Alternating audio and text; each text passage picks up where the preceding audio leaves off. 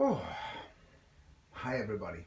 Been a couple of weeks, maybe even a month since I did a recording. Um, I was repairing my van, getting it all sorted, and I recently just did a little trip in the van. I say little, it was quite a big trip, but I'll go on about that again, maybe in some other videos. And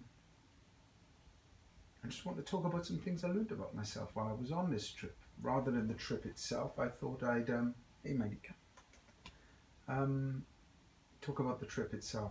Not the trip itself, about what I learned on the trip. Um, One of the things I learned about myself is that it's good to not be hard on myself about things. Like, it will do for me, I'm happy with it. Now, that'll do for me, yeah?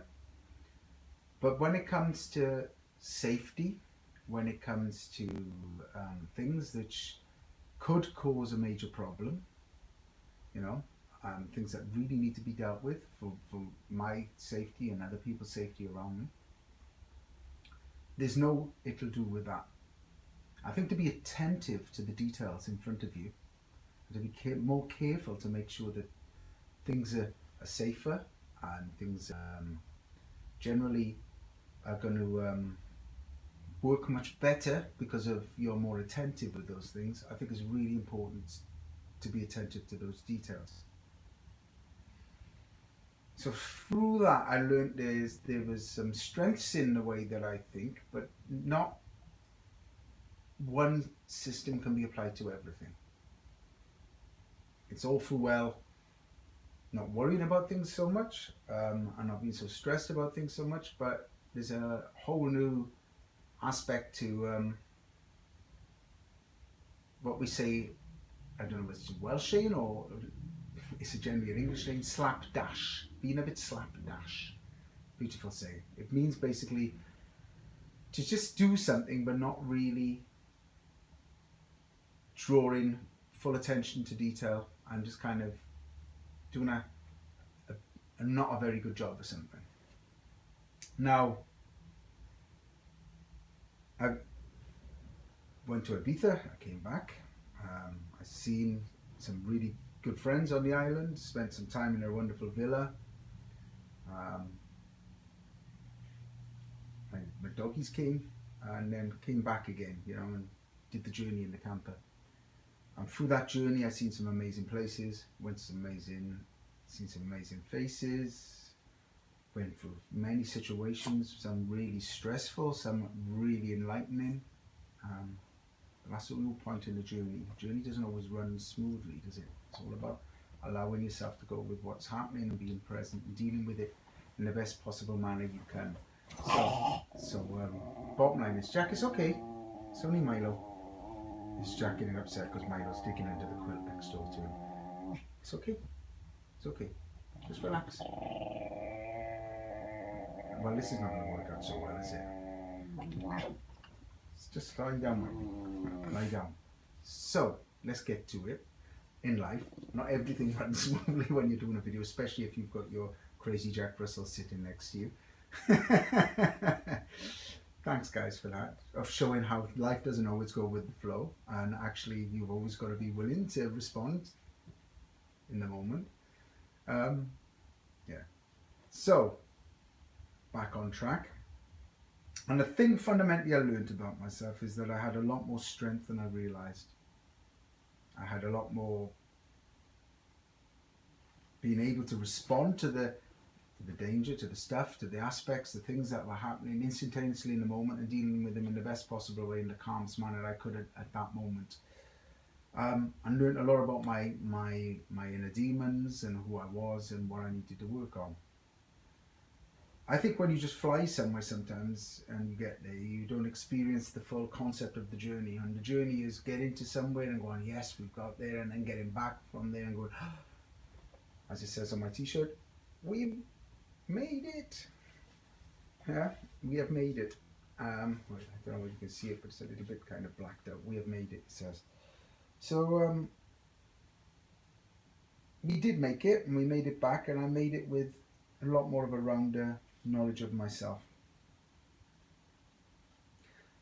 So I'm going to kind of do something and say something that really happened to me from that is that it's really made me realize I've got to move forward with a lot of things I'm doing. I've got to take decisive action. Got to aim for a career, a job, something in the right area. And I've got some good ideas. From that, I've learned about my inner strengths, my inner core, and what I can actually do. Where that takes me, I don't know. We had a message, very sad, really, really sad. Bless them. One of my friends here in Sweden, her brother passed away recently. God bless you, Rickard. Hope you're good. So he's passed on to the other side, and since then as well, I found out that my mum's boyfriend is critically ill in hospital, and he's most probably going to die as well. So there's two people, you know, and that's been really tough for my mum and really tough for me. Trying to deal with all of that and take on board all of that. And the landlord of our place, we were temporarily let in this place. He's called us and sold the property, so we need to be out here by the end of September. So I've got to find somewhere to live as well. Yeah, a lot of stuff going on, and I can still smile. So I just wanted to say that life always presents us with challenges, and it's going to teach me how to deal with these challenges. So I just want to say namaste, present you with some love and blessing, and even in the midst of all of this stuff happening and, you know, things happening around me, and if I went through all of the crazy stuff that happened to me, which were bad, and all the amazing stuff that went for me that were good, you would be mind blown, because it is crazy. Some of the most amazing things. So, you know, meeting two friends we hadn't seen for 10 years, and we were still clubbing with in London, and we went to one club night for the entire week we were there, in Troya. And they happened to be in that club, and we hadn't even found out about that. So it was like we were back in DTPM in a club, and we were chatting to them, and it was amazing seeing Nicholas and Romano. Pete was there, his boyfriend as well, Glenn. Shane came, Joy came over to Ibiza. One of my friends, Matt Rundle, his name's Joy, he's a drag queen. We went out, and 19 years ago, me, Matt, Pete, and Joy were in Ibiza. That's crazy. 19 years ago. Yeah, man, that's too much to take. 19 years ago, man. Think of, like, some people are 19 years old and going to Ibiza. 19 years ago, we had gone to Ibiza the first time out there. It was second time out there for me then. Yeah, that was crazy, man. And when drove down to where the old apartment was, and seeing that and remembering staying in that apartment, and my brother came to Ibiza with me that time as well. Yeah, it was a total mind-blowing memory experience, kind of thinking about myself back then, because I've been to Ibiza the other year, but I hadn't really been back to where I'd stayed before, and I kind of wanted to do a proper memory trip this time. So I did that and went back to that first apartment, stood outside that first apartment where I stayed 19 years ago, and all these memories came flooding back, and me riding around on a scooter on Ibiza, and how it was very raw, and it's still a really kind of, it was becoming a little bit commercial, but it really wasn't really commercialized. It was still a really just raw experience, and a lot of the cool Ibiza people were still there, just presenting the parties the way it was. Now it's changed a lot more, and it's become a little bit more commercial, and people are trying to kill that original freedom vibe of Ibiza and being able to speak your mind and express yourself in any way you see fit. They're trying to clamp down onto that system.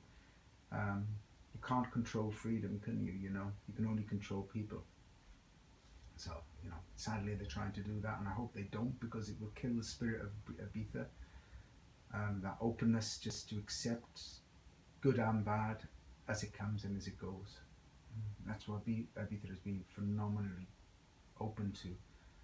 And if corporations get involved, they're not very tolerant of people which don't act in a certain way. So hopefully that doesn't affect it. So yeah, a lot of experiences that kind of really taught me to think about where I am as a person at this stage of my life, what I represent as a human being, and hopefully how I can positively affect people around me in the best possible manner.